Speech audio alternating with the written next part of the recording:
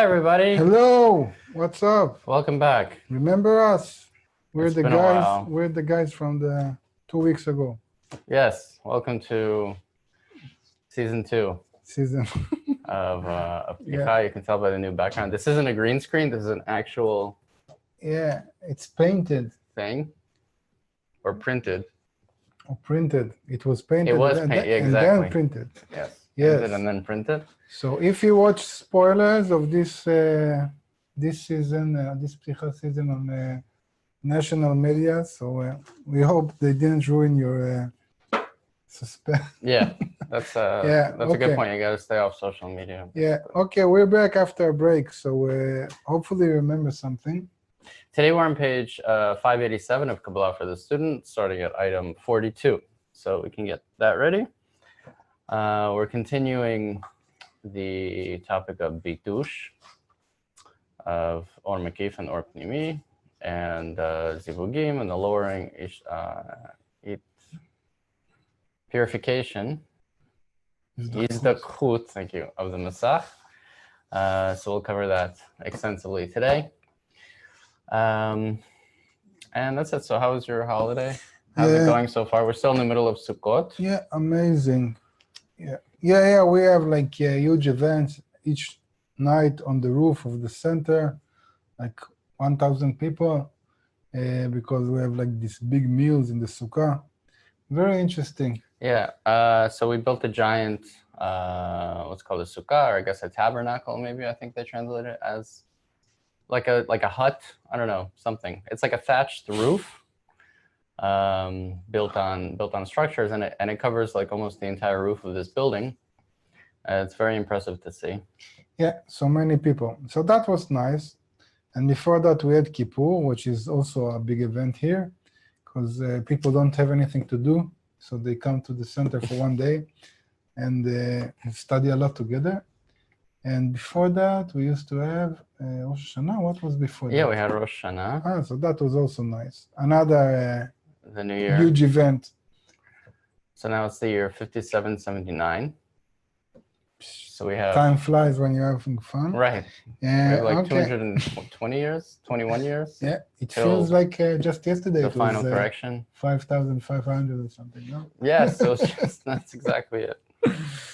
Okay, so we had a lot of things going on, but now we're back on track, hopefully.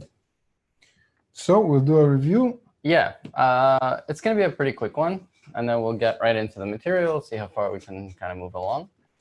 So again, I'll do a quick review, and then we'll start reading on page 587 with item 42. So you can open already to that. So let's see. In the beginning, the Creator created the will to receive in 4 aspects of the direct light. First aspect is called Keter, and label it K, Keter, and this is the initial thought of creation. This is the 0th, really, Bchina, or discernment of the phases or aspects of the direct light. And this has an aviyut. Let's label some aviyut here. Aviyut of 0. So, because we're going to be using this all day today, and all day, every day, really. So, I can't really see it. Okay, hold on, let me move it down a little bit. Okay. All right, so that's Keter. And there's no discernible will to receive here. And that's kind of an important definition, actually, of the Creator, is that there is no will to receive, only entirely the will to bestow. The creature, however, initially as Chokhmah, is a vessel of reception, and is defined as having an aviyut of 1, an aviyut of level 1, Aleph.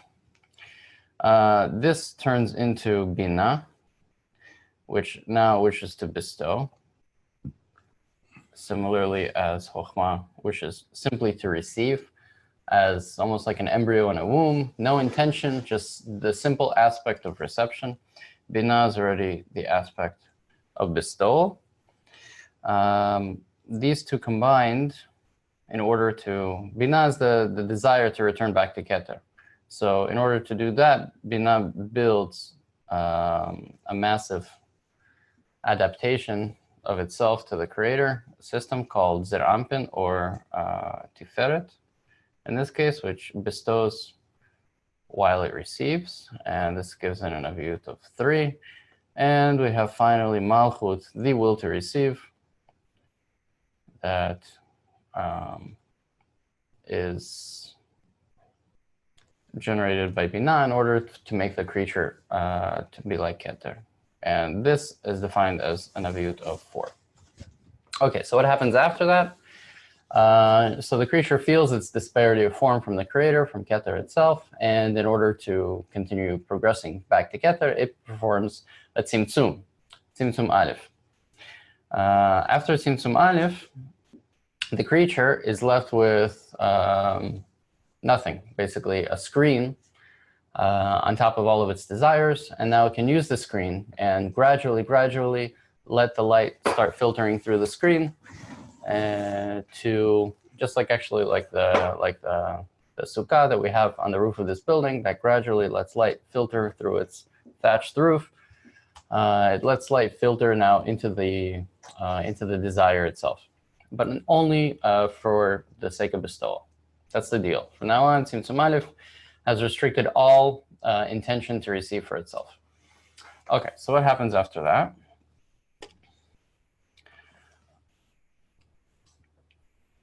After that, we have the Partzufim that we studied last week of Adam Kadmon.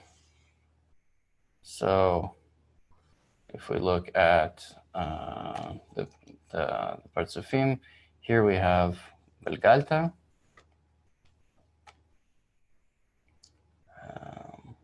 with a Rosh. This is the general Tabur, or the Tabur of Belgalta. This is the Siyum of Adam Kadmon. This is all the world of Adam Kadmon.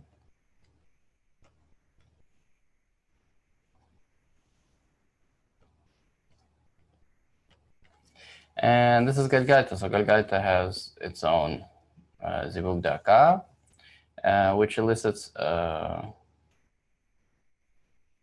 lot of things. And then as a result of that, we have the next Partzuf, which is Ab. So I'm just going to label them all really quickly. Sag, Ma, and Bon. All with a Zivug and the Rosh, eliciting a goof below them. All right, this is Galgalta.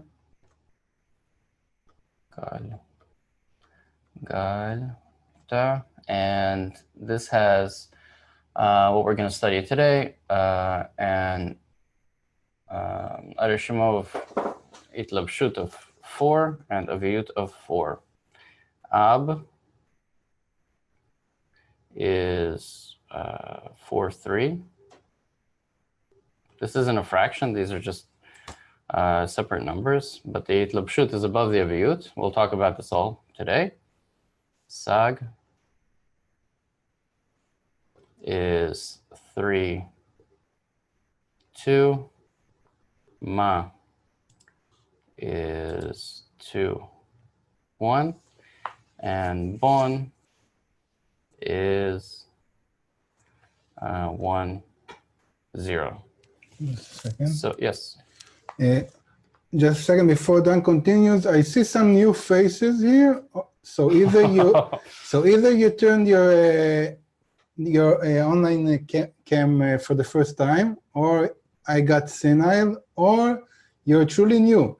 So if this is your first lesson, so we're like in the middle of a long journey. So if what Dan says is like Chinese or not really clear, feel free to ask. We'll try to help. If not, then too bad, but we'll do our best. But okay, so hopefully you just turn on your webcam for the first time. You know, different languages use different other languages for Chinese. Like the way you just use Chinese. Yeah. Okay. Yeah. In Hebrew, you say that if you don't understand something, it sounds like Chinese. I think in English it's the same. Oh, yeah? And you know, in one of them, it's Hebrew. Uh, I think it's so like if it sounds like somewhere in Hebrew, Scandinavia. Yeah, okay. it sounds like Hebrew to you. Okay, so whatever, you got me. Okay, sorry. So that was a quick remark for the new people I'm seeing. It could be just me, you know, because in the end, everyone posel b'umo posel. Judges according to his own faults. Yeah, so probably I got renewed during the 2 weeks, so I see new things. Okay, sorry. So please go on. No, that is a good point. So we'll go. Here, Ben says that it's all Greek to him. Greek. Yes, so but maybe he's from Greece, Ben specifically. And he understands everything. Okay. Like a mother tongue. He means Right. it comes to him naturally. Yeah. Okay, Ben, but you're not new, okay? I was talking about new people. Okay, sorry. So so that is a good point. So we'll give a little more background on this diagram and exactly a little bit what's happening here. But this is like kind of the canonical diagram of the world of Adam Kadmon. All right. So what do we have? Just a second. Melissa is asking, is a viut equals thickness? Yes, it does. It's a measurement of the will to receive. Sorry. Yes. All right. So okay. So what's really happening here? So let's go. So for here, we can look at the example of the host and the guest again, and kind of do that like a review based on that for this diagram, and then we'll go into some more details. All right, so host and the guest, right? The creator is the host and the creature is the guest. The host wishes to give to the guest, but the guest has a problem where the guest undergoes all sorts of transformations. In the beginning, the guest is nothing. The guest is like chokhmah, simply the desire to receive that the host, the will to receive, the will to bestow, created. So the guest initially doesn't have any sort of a viut or will to receive. But upon receiving from the host, just as a glass takes on the heat of hot water poured inside of it, that vessel took on the qualities of the creator in the stage of Binah. And Binah started to want to bestow, much like the host. And in order to do that, the guest decided that, okay, the only thing I can give back to the host, which is omnipotent and omniscient, and there's nothing I have that I can possibly bestow to the host by design. The guest discovered that the only way that he can receive from the host but to give to the host is by receiving from him. Okay, so very cool. So that's kind of like the phase of Tiferet, this aspect of the desire of I'll receive what you're offering me on the table in order to bestow back to you. Excellent. In doing so, the guest discovers more qualities of the creator by becoming similar to him in a little aspect of actually bestowing now. The difference is that the guest kind of matured and took on more qualities of the creator, and in turn discovered the ultimate kind of love that the host has for the guest. And this elicited a new desire in the guest to receive that love and share that love and to be one with the host, which is kind of the thought that wasn't Getter to begin with, to bring the guest up to the level of the host. All of this makes sense if we remember that Getter itself, like this thought of creation or the light or the creator, was also emanated from another higher level called Atzmuto, the essence of, I guess you can say, the creator, which is kind of beyond attainment as far as we know so far. But we can see that this essence emanated a desire to bestow, which in turn emanated a desire to receive, and together they exist in one perfect union. So that last final desire to be like the host is Malchut. And this desire, we say that it increases over time, qualitatively, a viut. A viut decreases over time. A viut is like that desire itself, like I don't know, as we grow, our desires grow also. You can imagine like the desires you had as a child compared to the ones that you have as an adult they're kind of qualitatively different. So you can kind of make that analogy with a viut. So here we are. So Malchut, now realizing that it's entirely opposite from Keter because it wants to receive that love only in order to receive, distances itself, performs its tzimtzum, or restriction, and sits there until it begins to start to receive again. But now when it starts to receive, it's only going to do so with the help of a screen that is standing. So it does this analysis in its Rosh, kind of in its processing center. It looks at the pleasure that the creator wishes to give it, and it clothes that potential pleasure from the creator with its own desire to bestow back to the creator. Thank you.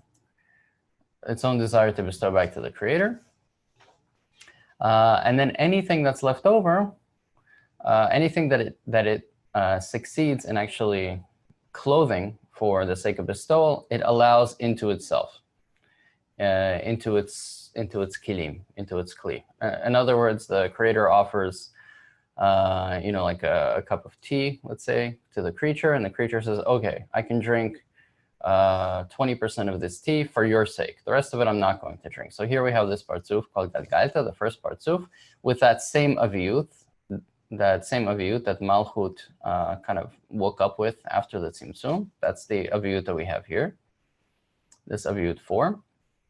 And Galgalta says, okay, so I have this great desire for, we won't use tea, we'll use steak. Steak is the kind of the canonical highest desire that we have.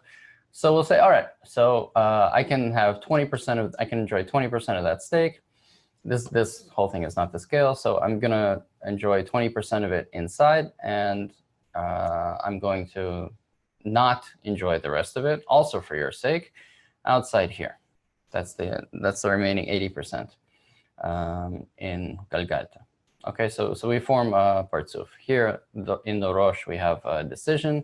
In the Toch, which I'll label of the partsuf, we have the adhesion to the creator through the light that enters the kli. And in the sof, we also have some adhesion to the creator, but not as much, because here the creature is still similar to the creator, unlike us at this point right now, which are entirely the will to receive. At least here, there's a spiritual object that's annulling itself somehow, that's overcoming this desire. And in overcoming it, it elicits some similarity to the creator.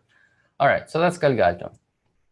What we studied last week is that after Galgalta, so Galgalta kind of runs through its thing. And now, okay, I'll do that in a minute. After it tries kind of for the first time to, okay, so I'll enjoy that steak.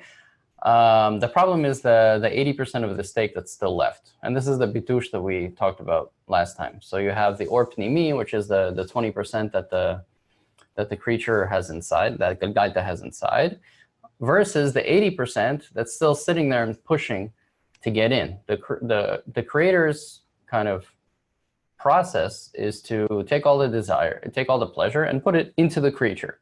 So the creator doesn't really care about the creature's hang-ups and complications and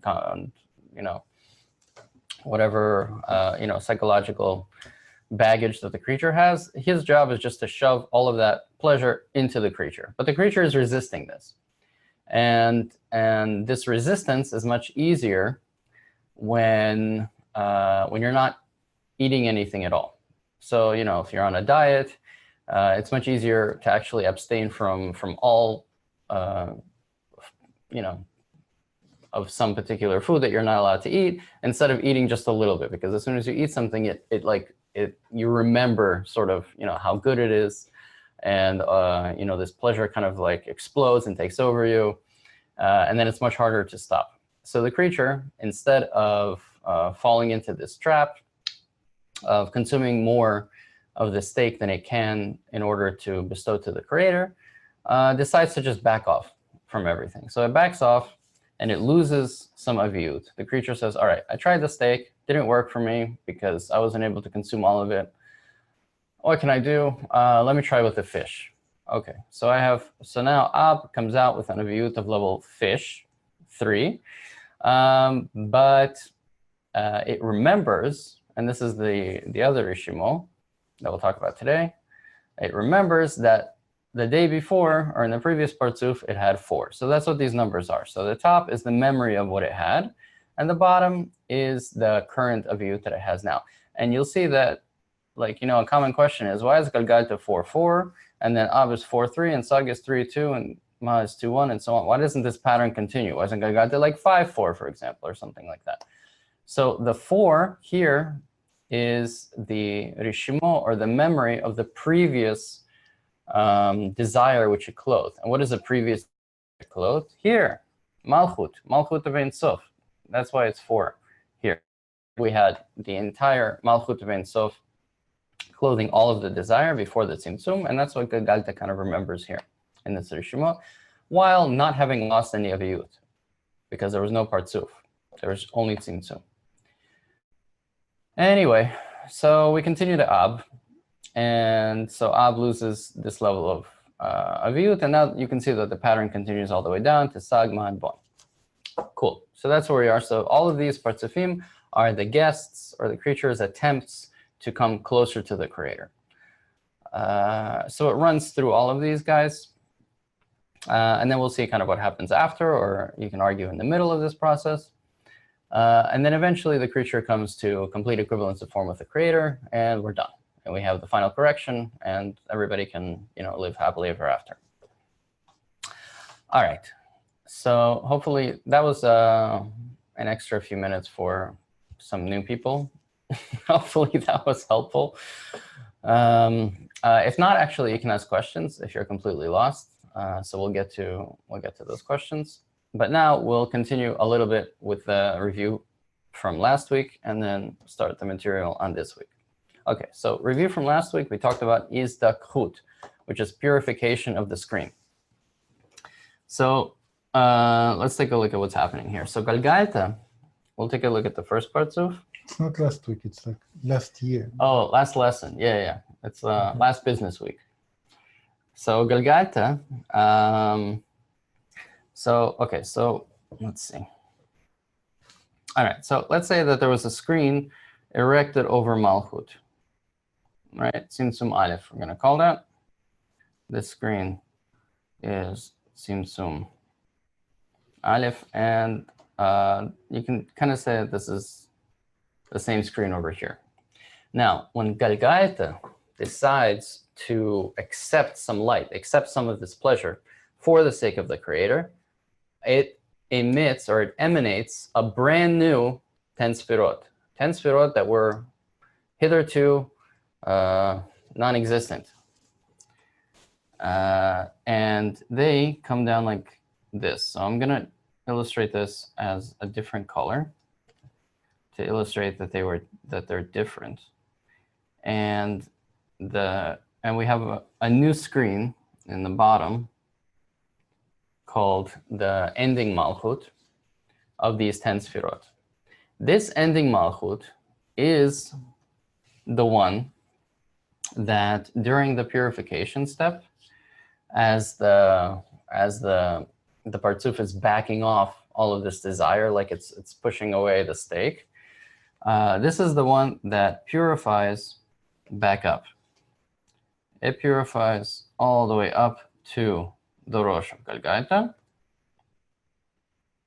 with all of the Rishimot, or the memories of this process of purification. It purifies all the way up to Galgalta, joins Galgalta's screen in the same zivug that was there. That's happening there on the level of Galgalta. Discovers that it has lost some aviyut. In this discovery, it is lowered down to Ab, because that's how it works in spirituality. Spirituality in distance is, or proximity is determined by similarity of form. So as soon as the screen discovers that, or Malchut discovers that the screen is doesn't have the same aviyut as Galgalta, all of a sudden in our diagram it appears to have shifted place. So now it's over here. It's lower. It performs a zivug daka and emanates a brand new 10 sfirot.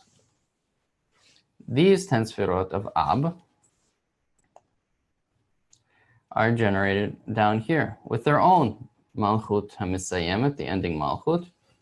And that Malchut also comes back up here, joins Ab in the screen, discovers that it has lost a viyut, goes down to Sag, becomes Sag's screen in Sag's Peh. Let me label that. So in the Rosh, we have a zivug happening in the Peh.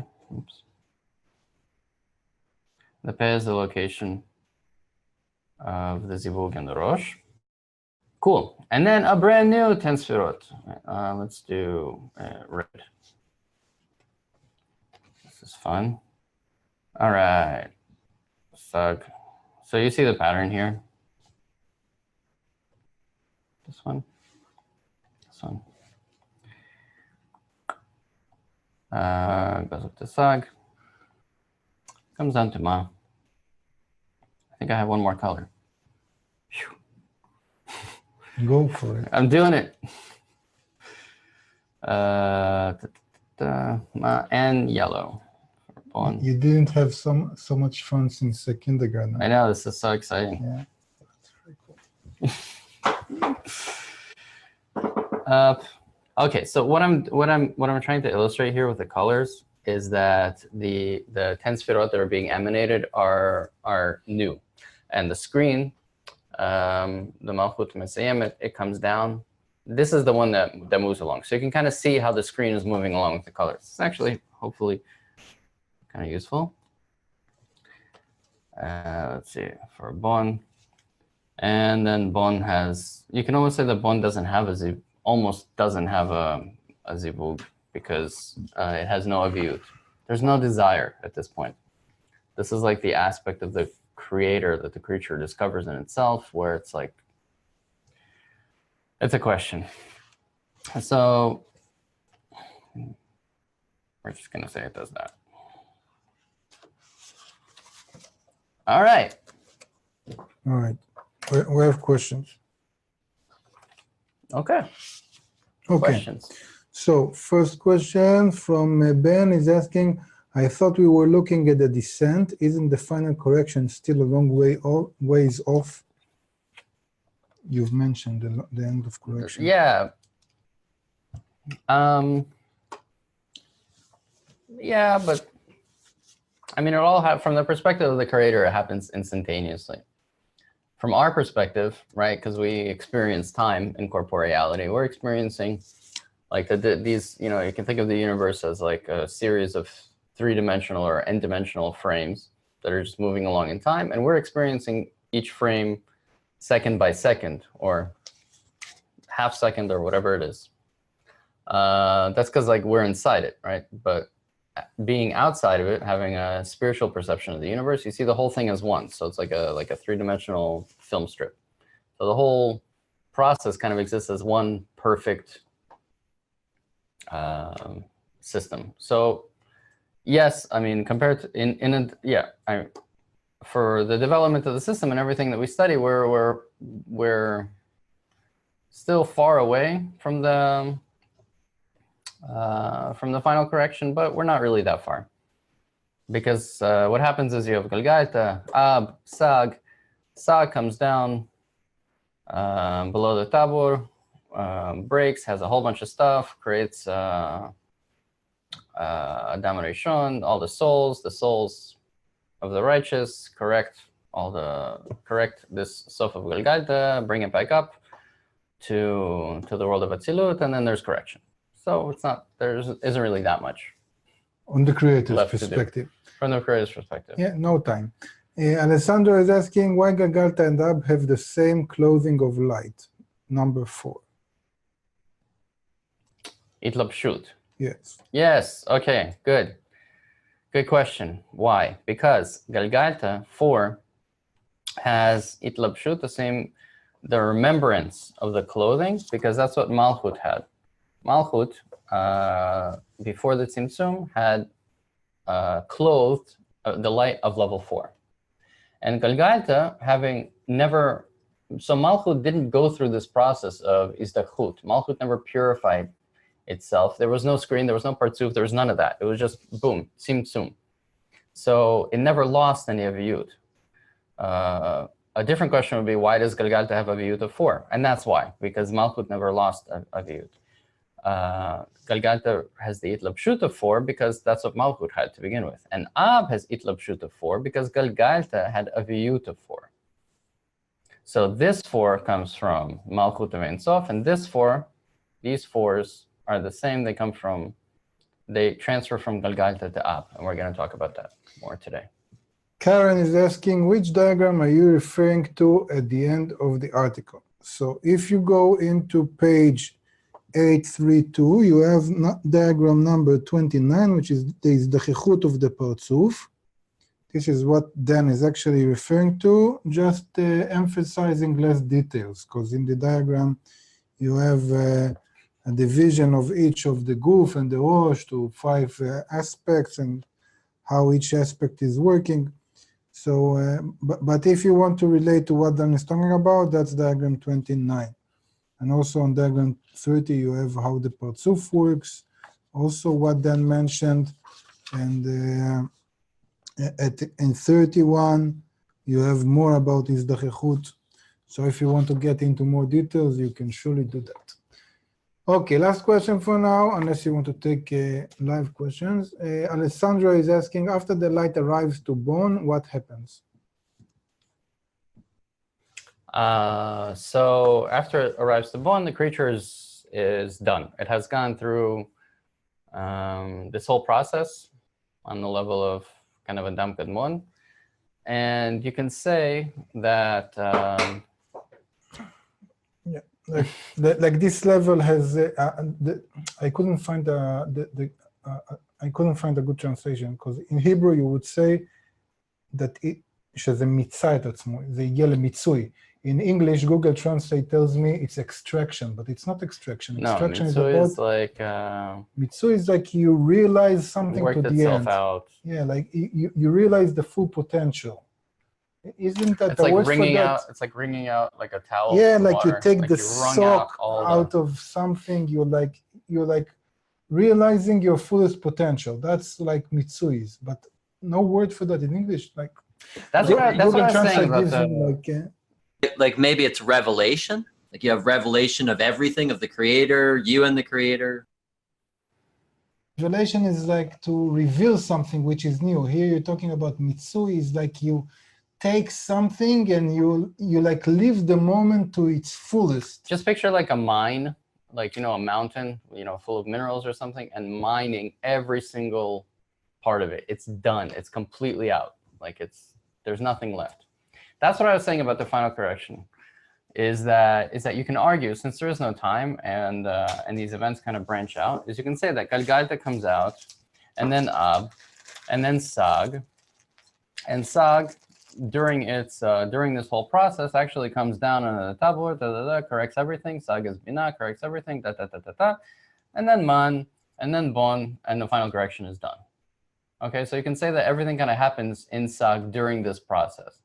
But we don't really say that because Ma and Bon are like super complicated, and they're not really, it's a big question of where they are, if they're above the taboo or below it, and they're kind of both.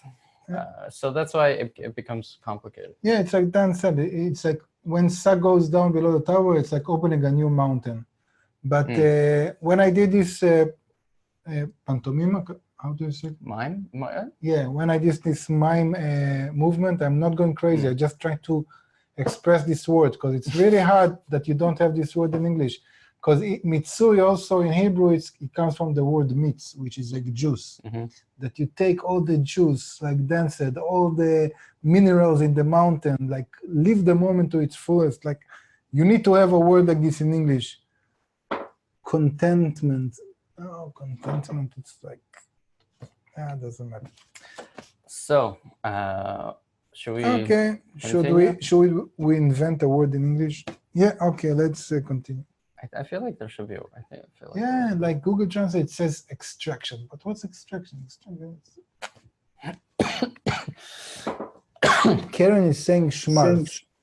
Schmaltz is the goose Fat. goose fat, no? Schmaltz. Something. Yeah, that's what you cook with Passover. Essence. Yeah, okay. Christian is saying essence, but how do you what's the verb to take the essence out of something, like to completely suck it up, all the essence? Like, isn't there a verb for that? Comprehend. Comprehend. You can try morphics if you want. What? Well, you can try morphics. Morphic? Nah, I They're guess. much better for one word. No, I think translation. English speakers just don't do that. Okay, gusto. Us English speakers' egos are too small. For yourself. Exuberant. Oh, exuberant is nice. No, exuberant is like That's a noun. it's a noun. But what does it mean? It means something like what we've talked about, or it's like it's more. It's weaker. Distill. Oh, distill is also nice. Like distilling something. But can you say distilling the moment? Like distilling everything you have. It's almost like exploit, really. Exploit. Yeah, but exploit has a negative context to it. Yeah. Huh? I'm exploiting something. To use up. Doesn't matter. Okay, too Like bad. Use up or Probably it's not wait. politically correct, so they took it out of the. Yeah. That's what Dan they and did. Iran, what you're explaining is when you take shredded coconut and you only want the milk, you put it in a cheesecloth and you squeeze it and you get the water underneath. You don't get any of the pulp. Okay, and in that's- one word. It Coconut. isn't. Okay. There isn't. Okay. Coconut juice. Okay, doesn't matter. Okay, let's leave English All right. for now. And I'm sure a few continue. minutes after we finish the lesson, it'll come to us. Yeah. Food intensity. The Okay, perfect then word. assimilate, but assimilate is getting into something. Can we? Yeah, sure, no problem. All right. Okay, that's another course. So page 587, item 42. Yeah. Okay. 40. Should I read?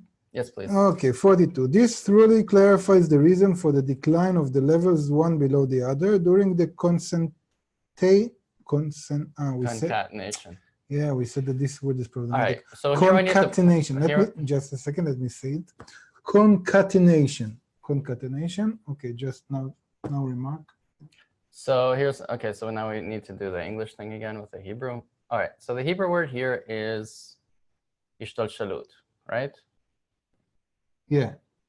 All right.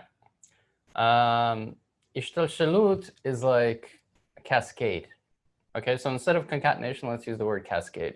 Like one partsuf comes out, galgalta comes out, and then naturally ab follows from galgalta. So although they are attached one below the other, which is concatenation, taking two things, attaching them together, really it's more of a like a cascading or a propagation, or they're like flowing from one from the other. Ishtal shalut. Okay. Dan gave a nice example. I don't know if it's true, but he gave like a very good explanation in the chat. But never mind about this word, about this. Yeah. So okay. Okay, sorry, Dan. We'll take a look at it. We moved on, but I really liked the way you said. Okay, so again, 42. This really clarifies the reason for the decline of the levels one below the other during the Cascading. the cascading or dissension. I don't know Descent. why not saying descent. Okay, so this really clarifies the reason for the decline of the levels one below the other during the Whatever you want. okay, during the descent of the parzufim for one another. It is because the bitush of or mekif and or pnimi applied in each parzuf always cancels the last bchina of reshimo of aviyut in there. Yet we should know that there are two discernments in the reshimot that remain in the masach after its izdachechut, purification. One, reshimot aviyut. Two, reshimot deitlabshut, clothing. For instance, once the masach the guf of the first part of Finak has been purified, we said that the last bchina of the reshimot de aviyut, the reshimot of bchina daled, was lost, and that all that remained in the masach was the reshimot of aviyut, the bchina gimel. Yet, Although the Reshimo of Bchinat Dalet contains two discernments, as we have said, Itlabshut and Aviyut, only the Reshimo, the Aviyut of Bchinat Dalet, had disappeared from the Masach. By that is the Chechut. But the Reshimo, the Itlabshut of Bchinat Dalet, remained in that Masach and did not disappear from it. Reshimo the Itlabshut refers to a very subtle Bchina, discernment, from the Reshimo of Bchinat Dalet, which does not contain sufficient Aviyut for Zivug de Akara with the upper light. This Reshimo remains from the last Bchina in each Partzuf during its Izdachechut. And our saying that the last Bchina disappears from each Partzuf during its Izdachechut refers only to the Reshimo, the Aviyut in it.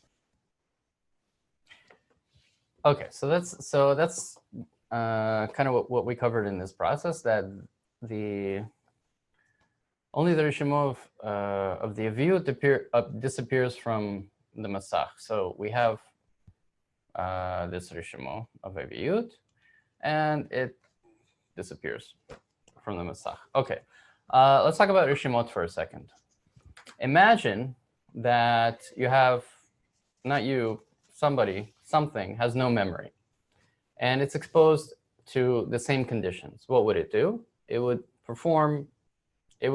act as if, it would just act by instinct or whatever it is, instinct, thought, whatever it is. You're placed in a room with some conditions, you need to do something,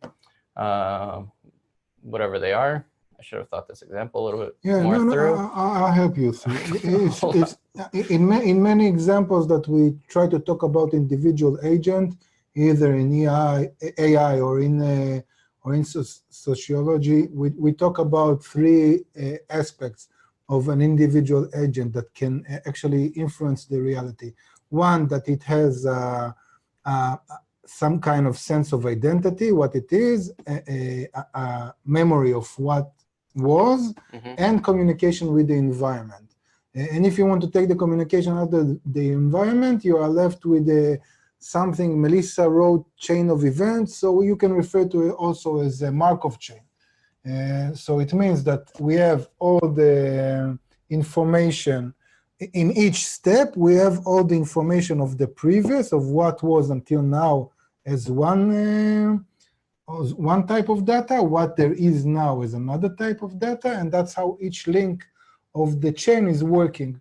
So you can go to each step of the chain. Don't think in terms of time, but like on states on the chain. And in this state, you have everything that was. It's like stage x minus 1, and everything that is, it's x. And according to that, you take a decision. Yes. Right. So hopefully that was helpful. You can think of the links in the chain like as days. Like, you wake up in the morning, and what do? If you had no memory, you would just, you'd wake up, and then you would do whatever you're programmed to do, brush your teeth, whatever habits you developed, get up, go to work, whatever it is. And then the next morning, having no memory, you would do exactly the same thing, given exactly the same conditions. However, given memory, now we can actually kind of evolve. And there will be no evolution without some form of memory, either genetic memory, some kind of some kind of memory. Yeah. So what Reshimot are memory. They're memory, literally like Reshimot are remembrances, or like writing. Lirshom is to jot down. So it's like it's memory basically, and what they are another type of light. So we have all sorts of light. We have or pnimi, or mekif, or choser, or yeshar, all sorts of light that's acting on the creature, and this light the creature only perceives light, as we know in spirituality. Right, so the creature is this vessel, and there's light acting on it. So some light is saying, accept this pleasure from me. Some light the creature feels as the Or Choser, for example, as the desire to give back to the creator. And some light the creature feels as memory. It like this light shines into the vessel, and it says, I remember this. I did this last time, and now I have to deal with this issue here. The issue that we're dealing with is what happened. let's say the first issue is what happened during Galgalta.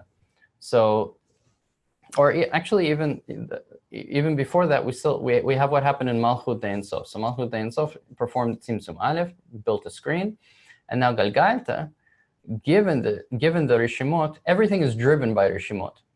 Galgalta, given the Rishimot of what happened in Malchut Ein Sof, now is able to make a decision. Now is able to analyze kind of the pleasures that were in Malchut, and to kind of decide what it wants to do. And then as this process develops, it remembers, it records all of this process in the screen.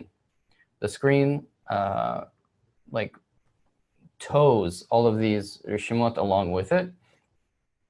And the screen kind of descends down, and then it comes back up. And during this entire process, the screen remembers what's happening, and it brings it all back to the Rosh of Galgalta. And then from there, then it can develop the Ab. If there were no memories, if there were no Rishimot, Galgalta would just happen over and over and over. There would be no progress. It would just be the same conditions over and over and over, and nothing would advance. So Rishimot are like an integral part of the system. And in fact, like Rishimot are what we work with kind of now. So throughout this whole process, throughout all the, cascading of the worlds down from Ein Sof, down all the way down to our corporeal world, whatever the connection is between them, it left like, just a huge explosion of these little remembrances or Rishimot of this entire process. And now we, as the souls, are correcting it from bottom up. So our life is this process of realizing the kind of these Rishimot that were placed there by Sag. Yeah, like all the benefit, all the revach, like all the profit of all this process is the Rishimot, because the Rishimot, just like Dan said, are the impressions of the information that was imprinted in the creature. And this is, and if we're talking about evolution of consciousness, when we go from below upwards, meaning if we're talking about some kind of reflective process of a creature that is now as a point of observance on the forces of nature, realizing what acts upon it, what acts from within it, from outside of it, all this reflection is done towards this Rishimot. This Rishimot is like the biography of the creature. It's like the story of how the light worked, because also the desire comes from the light. So when we go into spirituality, it's very clear, because you reveal how this force of creation is working from within and from without, and the only thing that you are adding to creation by your free choice, by your spiritual development, the only thing you add is fastening the realization of the Rishimot, like copying what nature does before it does it. And this is hastening, making faster. Yeah. Mm-hmm. So what did I say? Fastening, like from fasting, from fast. Okay, so hastening. Hastening. Okay, wrong English. So hastening the process, like accelerating it by copying what nature does. This is very important, because if you understand that, once you understand that you have nothing actually to do in this world spiritually. I'm not talking about corporal stuff that we need to act like normal people, but spiritually you have nothing to do, because it's all the work of the Creator. The only thing you can actually do is create a better context. We call it choosing the environment, but creating a better context, more ideal conditions for the Rishimot to realize itself faster, or hastening this process. So now we have a better understanding of what's happening here. So this Rishimot is the one of Itlapshut, and this is the memory of what I had previously. And the Rishimot of Yut it's not so much the memory, because it's happening very much in the present, and it's kind of what I want now. Okay, so you can think of the Rishimo of Itlapshut as maybe something nostalgic, like something that you had in the past. But now we have kind of different desires. And we'll talk about that a little bit more in a second. But for now, I think we can read item 43. 43. The remainder of the Shemot is the Itlapshut, sorry. The remainder of the Shemot Itlapshut from the last Bchina that remained in each Masach prompted the elicitation of two levels. It's a cool word, huh? Elicitation. Yeah. Sometimes I feel like these kids that learn to read English, you know. Again, 43. The remainder of the Shemot Itlapshut from the last Bchina that remained in each Masach prompted the elicitation of two levels, male and female, in the heads of all the Partsufim, beginning in Ab Deak, Sag Deak, Ma and Bon Deak, and in all the Partsufim of Atzilut. This is so because in Partsuf Ab Deak, where there is only Rishimo of Avihu, the Bchina Gimel, in the Masach, which elicits 10 Sfirot at the level of Chokhmah, the Rishimo de Itlapshut from Bchina Daled, which remain there in the Masach, is unfit for zivug with the upper light, due to its purity. Yet it is included with the Oviyut of Bchina Gimel, and becomes a single Rishimo, at which time the Rishimo de Itlapshut acquires the strength for mating with the upper light. For this reason, the zivug de Akar with the upper light emerged on her, eliciting 10 Sfirot at nearly the level of Keter. This is so because she had Itlapshut of Bchina Daled. This Itkalelut, mingling, integration, is called Itkalelut of the female in the male. Since the Rishimo, the Aviyut from Bchina Gimel, is called female, as it carries the Aviyut. And the Rishimo, the Itlapshut of Bchina Daled, is called male, as it comes from a higher place, and because it is purified from Aviyut. Thus, although the Rishimo of the male is insufficient for Zivug de Akar in itself, it becomes fit for Zivug de Akar through the Itkalelut of the female in it. All right, so what we're talking about is this Rishimo here, this Rishimot of Bchina Dalet, here the Rishimo of Itlapshut in Ab, Rishimo of level 4 of the Aviyut that was in Galgalta. What Baal Salam is saying here is that this Rishimo is unfit to perform a zivug because it's only a memory of what was. It's like if you feel like you can't feel desires from the past. It's like you're impotent. It's like you have a certain memory of something that when you were young, but now you're incapable of doing that. You don't have the desire, you don't have the strength, so maybe you have the know-how, but you don't have the passion. So it's similar to that, maybe. So what happens? Yeah. We'll after we'll read item 44, we'll talk about that a little bit more. And so what's happening here for the first part is that taking this Rishimo of Itlapshut, we need to do something with it, but we can't do anything with it in its pure, in its raw state. So what ends up happening is that the Aviyut, the new Aviyut of Gimel, of 3, Aviyut of level 3 of Ab, the actual Aviyut, the new desire, is kind of inserted into that Itlapshut. It mingles with it. It's with it. It's called the mingling or integration of the female in the male. So the female is the Aviyut in the male of the Itlapshut. So the male kind of clothes is on the outside of the female, and that gives it enough desire to actually perform a zivug and elicit a rosh, not a goof. So it's just enough to elicit one of these things, but not enough to actually create 10 new sfirot into a goof. That's that. Can we do item 44? Yeah. Before we... Okay, 44. So now we're talking about the other part. Now we're talking about what happens. In item 44, it discusses what happens with the Rishimo of Aviyut now. Subsequently, there is Itkalelut of the male and the female too. This means that the Rishimo de Itlapshut is integrated with the Rishimo de Aviyut. This produces a Zivug de Akar only at the level of the female, the level of Bchina Gimel, which is the level of Chokhmah, called Avaya de Ab.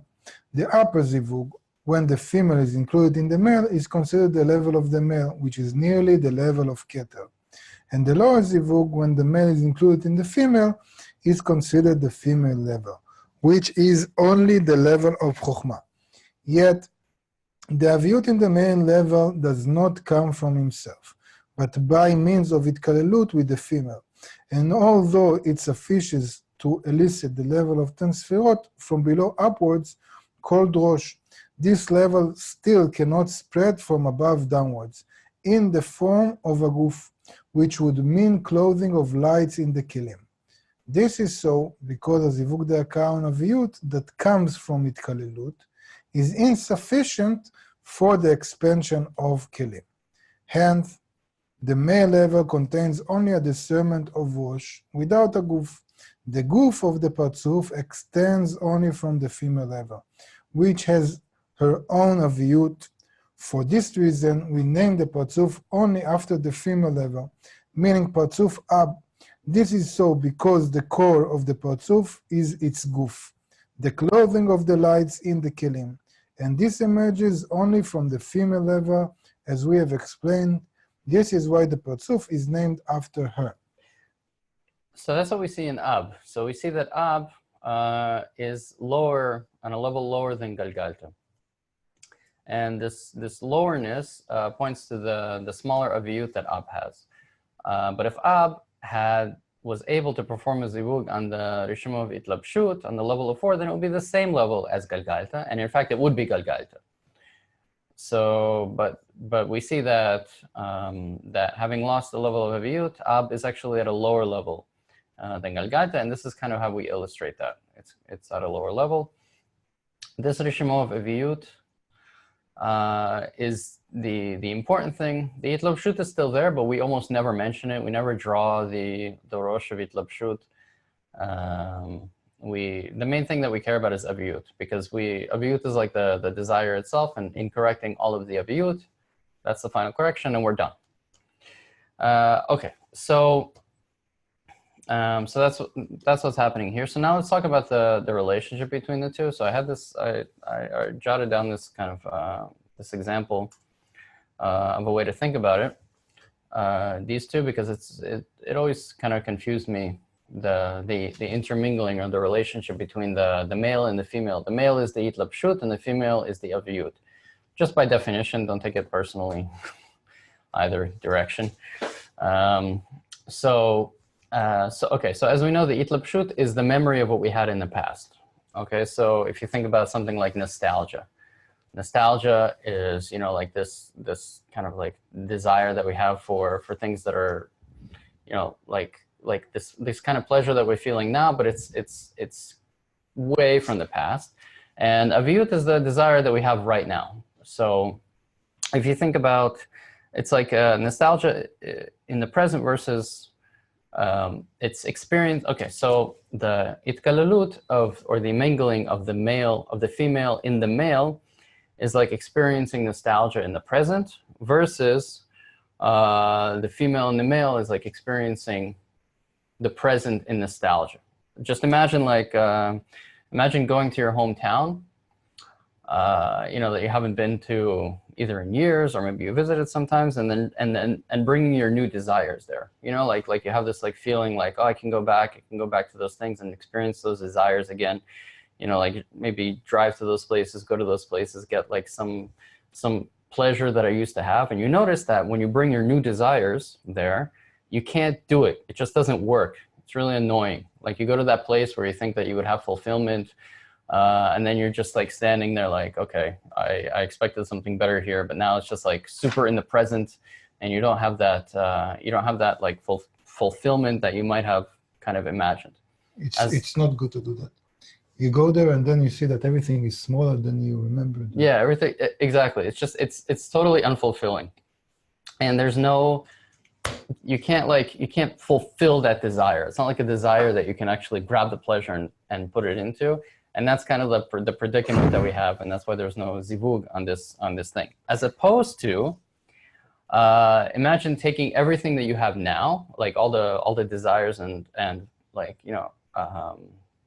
all the achievements that you have now, and bringing it into the past, like showing almost bringing the past forward, you know, like imagine like you like showing your younger self all of the things that you have now, all the achievements that you make, all the, you know, your whatever it is, your job, your career, your family, like, and you can experience like almost greater pleasure in thinking about how much your younger self maybe would have been impressed by that or something, or connecting somehow the past to it, or, and that's the itkalulut of the male and the female, like the itkalulut of what I had before versus what I have now.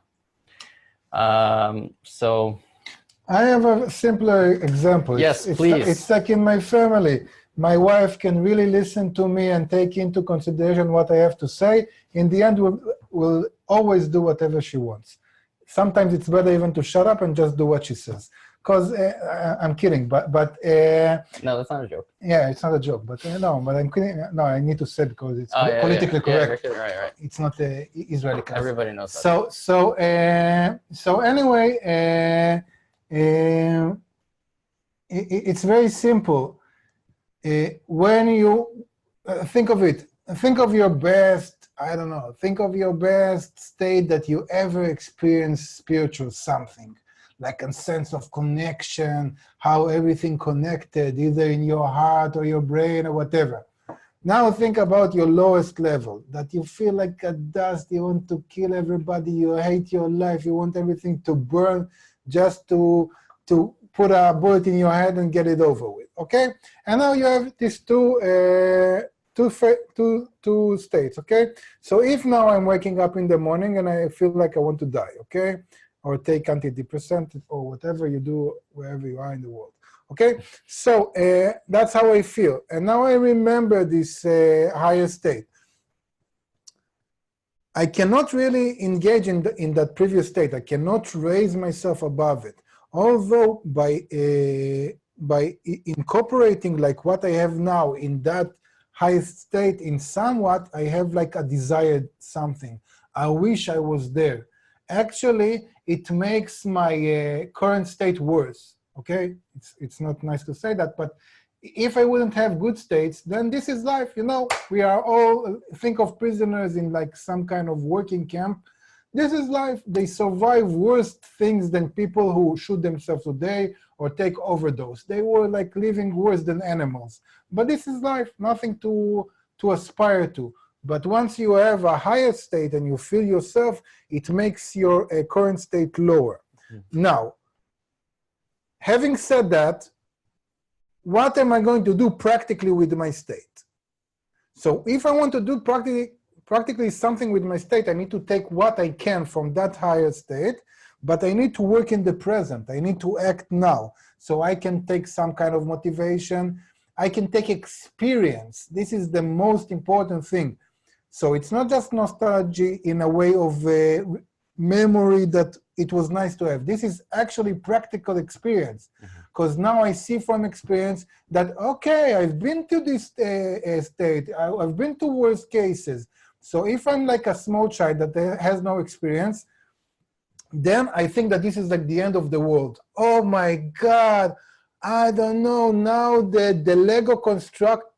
Lego tower got broken. I want to die.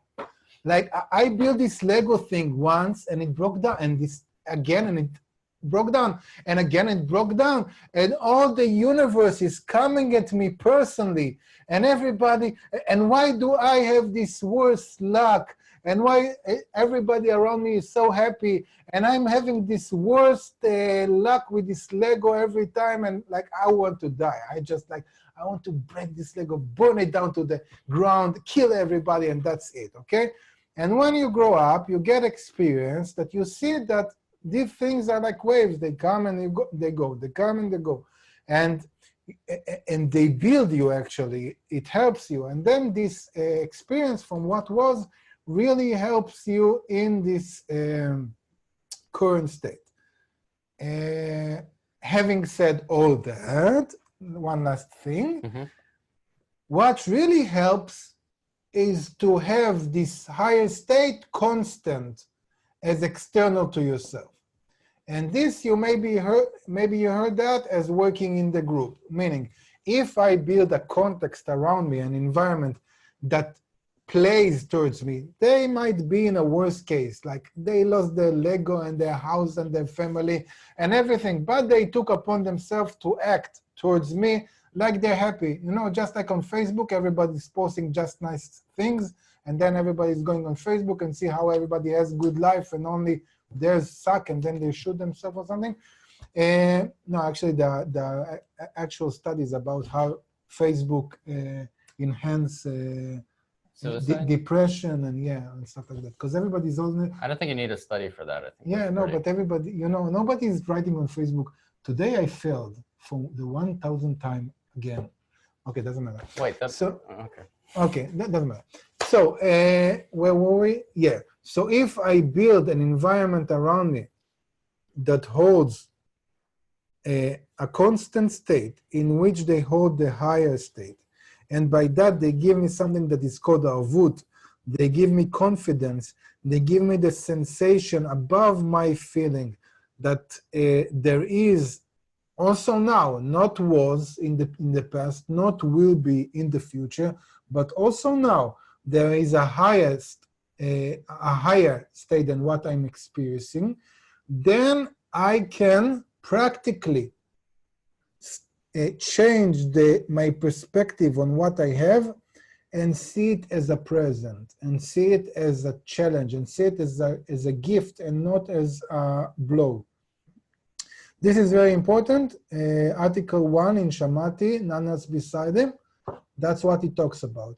How you take each present state you have, related not to yourself, but as something general to the system, to the creator, and working from this state. And by doing that, you actually work correctly with the lower states. You have that on page 189 of the book. Yeah. Okay, so that was like 1 minute about internal work, and let's go back to Pticha. We have questions, or you want to go forward? So we can do item 45, because Okay. that just summarizes everything that we talked about today. 45. And as we have explained concerning the two levels, male and female, at the Rosh of Parzuf Ab, these two emerge in precisely the same manner in the Rosh of Sag. But there, the male level is nearly the level of Chokhmah, as it is from the Rishimot, the Itlabshut of Bchina Gimel, in the Itkalelut of the Oviyut of Bchina Bet. And the female level is at the level of Bina, from Oviyut of Bchina Bet.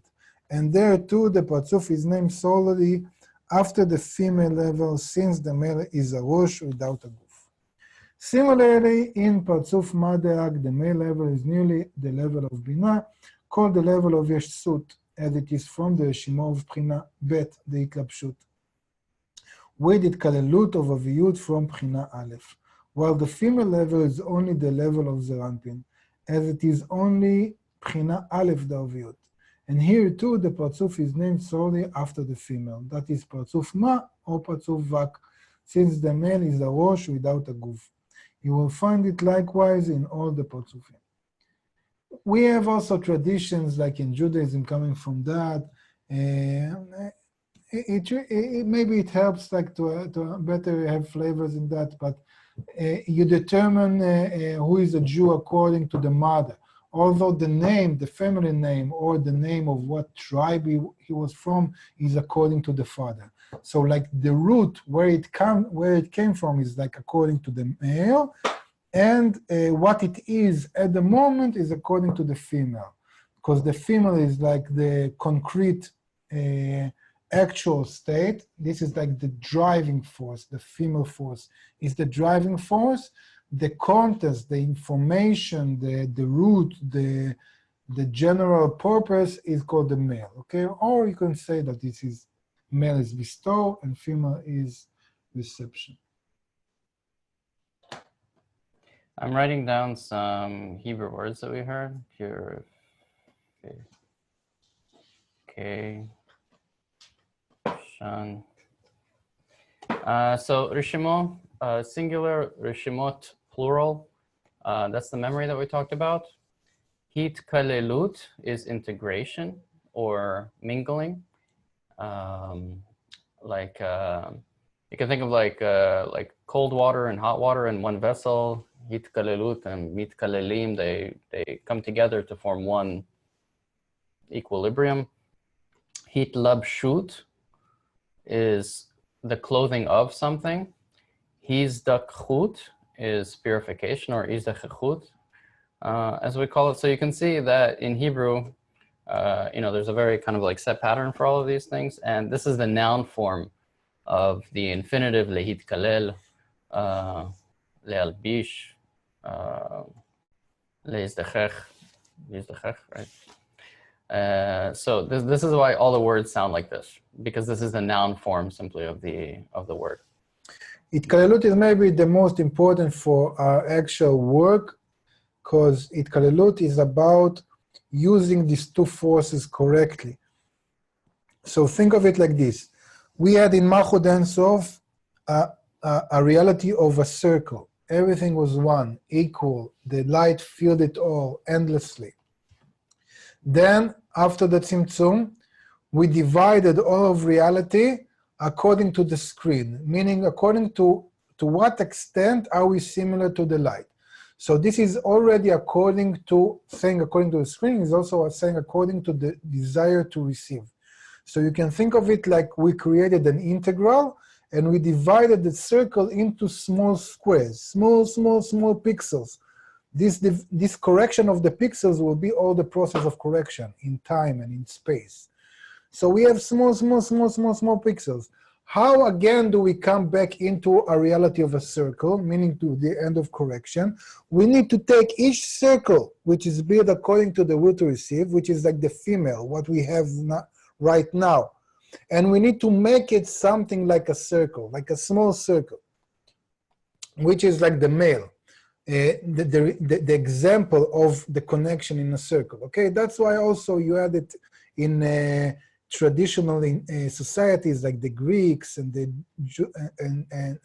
the Jews and whatever, that like a female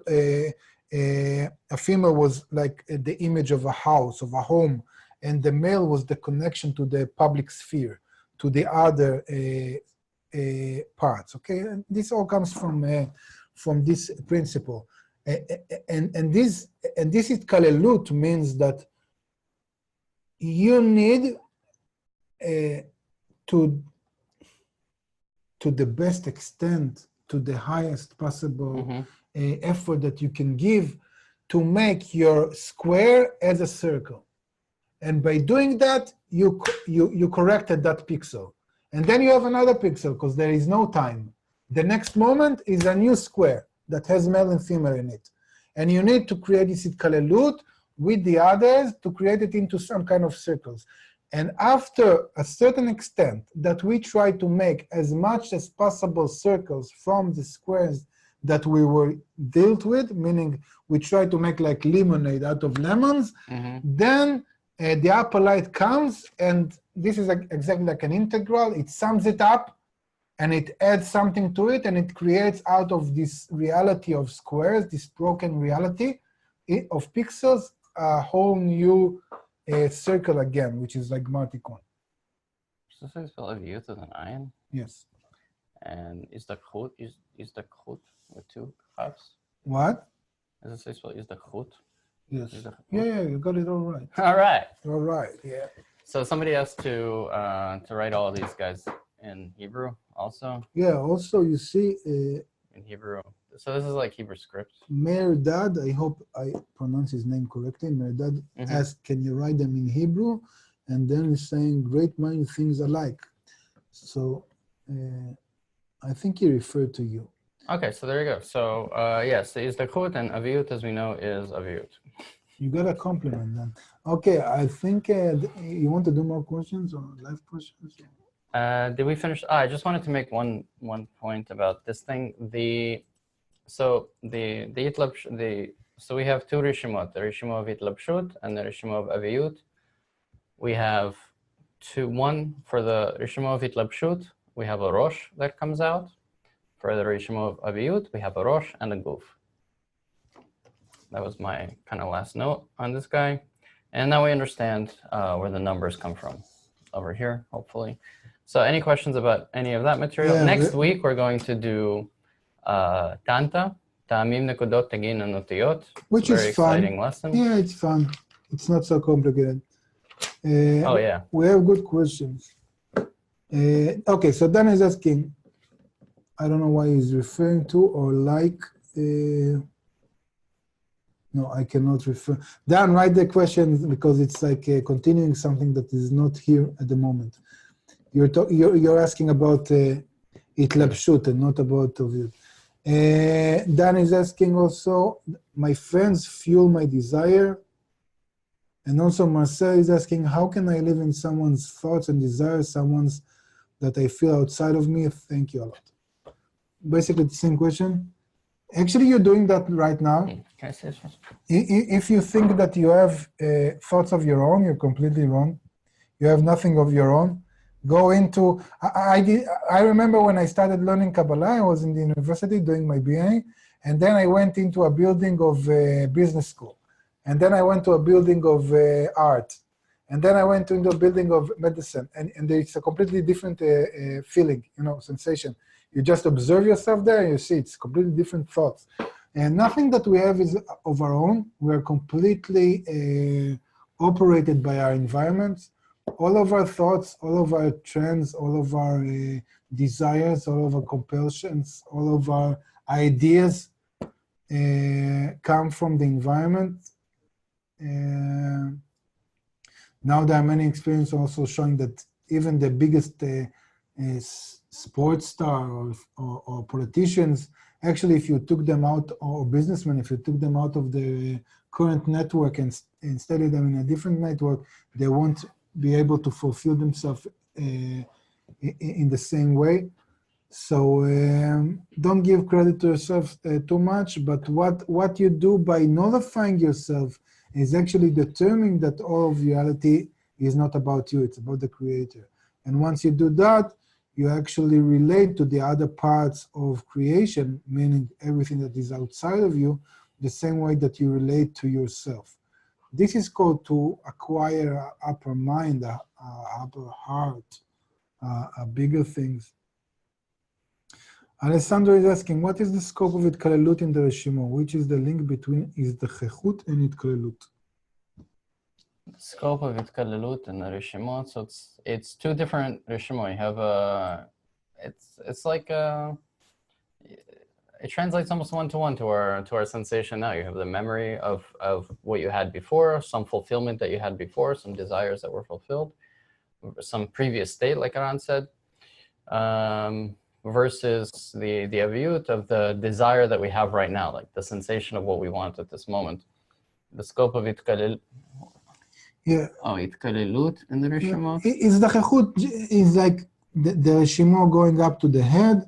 And sorry, that was a different. No, it's okay. You answered okay. And Itkalelut is like, so far what we talked about is that there is one zivug de'aka in each rosh, right? So we talked about that there is zivug de'aka in each rosh, which is one. Actually, what Bar Salam says here is that in each rosh, also we had before and we always have two zivugim. One in the Itkalelut of the female in the male, from which we have only rosh, no body, meaning no implementation, only some kind of general sensation or calculation of our current state compared to what was. And you have another zivug, which is according to the male in the female, meaning taking what was and seeing how to work with it in the present. But that is a really good question. The link between Izdachechut and Itkalelut. The link between the purification and the mingling or the integration. So the purification process, this process here, this is the Izdachechut that's happening over here. The Izdachechut causes both of these to happen. It causes the aviyut to reduce by 1. We'll talk a lot about that next week. From 4 to 3. We lose one aviyut during the Izdachechut. That's what purifies, that aviyut like purifies out. And at the same time, it brings up the memory or the reshimot of this whole process. And these reshimot are included in the Rishon of Itlabshut. Okay, we have 10 more minutes and we won't start a new topic, so feel free to ask everything you want. Are there any questions? You can ask about the holidays, maybe when will we have another break of 2 weeks, whatever you want. When will we have another break of 2 weeks? I don't, then that. I have one question. Yeah. It was about Rav's live lesson, your yesterday evening or today morning. He mentioned something about a virtual Congress in October. Yeah. I didn't see any announcement about that. I just appreciate if you can just expand sure. on that. The Moscow one? Thank you. Probably most of the announcement in the KBU are now about the retreat, because that's the main thing. But a virtual Congress, yes, in the World CLI level, we're going to have a virtual Congress on the 19th and 20th of October, in which Moscow is leading that. So sometimes it's referred to as the Moscow Congress. So that's how it began before it became a virtual one. The idea is that in contradiction to what we usually have, that we have one main physical center, which Rav is there, and then the whole world is connected around it. Now we're going to do mevuzar, Distributed? Yeah, like distributed Congress to the highest possible extent, meaning every place that can gather 10 people together or 7 people together should do that and connect around, virtually connect around maybe a bigger physical center, and that's how the whole World CLI is going to arrange. So you'll have like 2 days of people coming together in tens. Also, this Congress is more for beginners, so not people from the street, but people that has like a very basic background or was in the study, and somehow life took them away, and they don't resent Kabbalah, and they're still positive about it. So, that's people that are gonna get together in these 2 days, and it's going to be a more beginner-oriented Congress, but still around tens. That's more or less it. And hopefully it will work good, and then we'll start doing this like every month or 2 months, because I think that's also the general direction, because also Rav is having a harder time moving physically from place to place around the world. So probably the main congresses will stay, like the Israeli big one in February, which is like the peak of the year spiritually, and also probably the North American one will stay, maybe a European one will stay, but the rest I think will move into more virtual kind of congresses. One special thing about the Moscow Congress, since we kind of brought it up, since it's focused on Moscow, I think Rob will be giving lessons instead of in Hebrew, it'll be in Russian, which is his native language, and they're different. They're very special. It's pretty rare that there's like an actual morning lesson actually given in that way, and then you have you have different sets of translators that translate it. It's just like a very special experience, and he somehow expresses himself in a, not better or worse, but in like in a much different way, in like a more, I would say, kind of like natural way. So I think it's felt during these types of congresses. Yeah, to add to that, because it is mother tongue, and also because, in my experience at least, Rav is less obliged to hardcore Kabbalah terminology when he's not talking in Hebrew, and then he explains things in a very new angles. So it's really helpful. I see on myself when I started teaching in English, when you teach in 2 languages, it's like it really helps, because there are things you can say like this and things that you can say like that. So Yep. so it's really worthwhile. Okay, more questions, general questions about life, destiny, the past, childhood problems, anything? No? Can I ask a little bit of clarification here? About childhood problems? No. No, about what our class was today. Okay. Sure. Is there a term for female in the male and male in the female? Are there two different terms? It's the same for both. It's hitkalelut. It's the same type of integration for both. And you say hitkalelut of the male and the female, and hitkalelut of the female and the male. So it's the same. Different implications, as we mentioned today, and we'll continue on that in next week's. Later on, when we'll talk about male and female in relation to a lower degree, meaning how these two forces express themselves in dealing with or bestowing to a lower degree, and then they will be called Abba ve'ima, meaning mother and father, not just male and female. Then you have, then the relationship gets different names, like panim and panim, achor and panim, face to face, back to face, back to back. I don't know the English terminology, something like that. Teddy is saying, I had childhood problems. Well, we all had. Okay. Many people are just wanting us to end. So, like, no, really, like, we had. So I guess, do you want to do some announcements? And Yeah, then see? just a second. No, but you see, Robin already 15 minutes ago said great lesson, Chag Sameach, meaning hinted us that that was it. And now many people are saying thank you. Okay, that's it. I think people want us to go.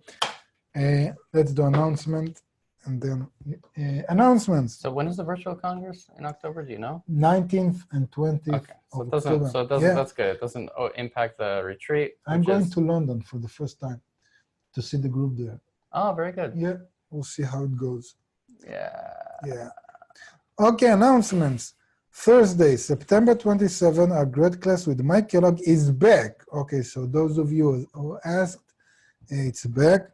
And the annual KABU retreat is right around the corner. Don't miss this chance and join your friends for this unforgettable journey.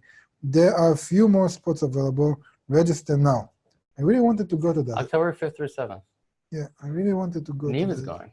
Who? Neve. Oh, really cool. So Neve Navon. I don't know if you guys know him. You know him, like if you watch the morning lessons. He's one No, of the of course. readers. He's also in charge of KABU something. Yeah, he's like social, yeah. So I don't know if you if you've met him, but he's just like an incredible force of nature that will also be going there. Okay, and Teddy, following up on the childhood problem, if you have any comments, questions, or problems of any type, please send an email to kabu@kabbalah.net. No, I'm kidding. They won't know where it comes from, but you can try. Okay. Thank you, Dan. And that's it. So our next class is going to be next week. Marcel is saying something, no? Oh. No, it was just, maybe he's trying to sing a song. So, okay. Thank you. Have a All right. good night. Good Bye, day everybody. We'll see you next everyone. time. Thank you. That's what I